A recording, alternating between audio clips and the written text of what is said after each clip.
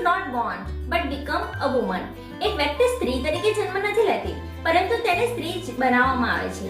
તેવી જ રીતે એક વ્યક્તિ પુરુષ તરીકે પણ જન્મ નથી લેતો, તેને પુરુષ બનાવવામાં આવે છે. સમાજે રચેલા નીતિ નિયમો તેમના વચ્ચે ભેદ પાડે છે અને તેમના માટે અલગ અલગ નિયમો બનાવે છે.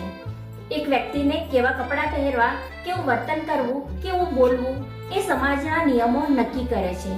દીકરીને ઘરકામના કામમાં પરોવવામાં આવે છે, જ્યારે દીકરાને બહારનું કામ સંભાળવા માટે શીખવવામાં આવે છે.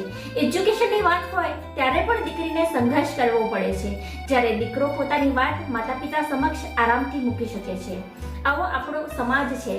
મહેશ દત્તાણીએ રચેલા એક ડ્રામા તારામાં આ જ કહાની રિપીટ થાય છે, જેમાં બેબી બોય અને બેબી ગર્લ ટ્વિન્સનો જન્મ થાય છે. એમના પગ જોડાયેલા હોય છે, ત્યારે એક સર્જરીથી એ પગને જુદા પાડવાની વાત આવે છે, ત્યારે પણ દીકરીને સંઘર્ષ કરવો પડે છે. દીકરીને અપાહિજ બનવું પડે છે, જ્યારે દીકરાને સારું સ્ટેટસ આપવામાં આવે છે, તેને સારું જીવન આપવામાં આવે છે. હવે એ આપણા ઉપર ડિપેન્ડ કરે છે કે આ પરંપરા આપણે ચાલવા દેવી છે કે પછી આપણા બાળકોને કેવી પ્રકારની સમજણ આપવી, આપણા બાળકોને કેવા પ્રકારનું ટ્રીટમેન્ટ આપવું અને તેમની સાયકોલોજી કેવા પ્રકારની ડેવલપ કરવી.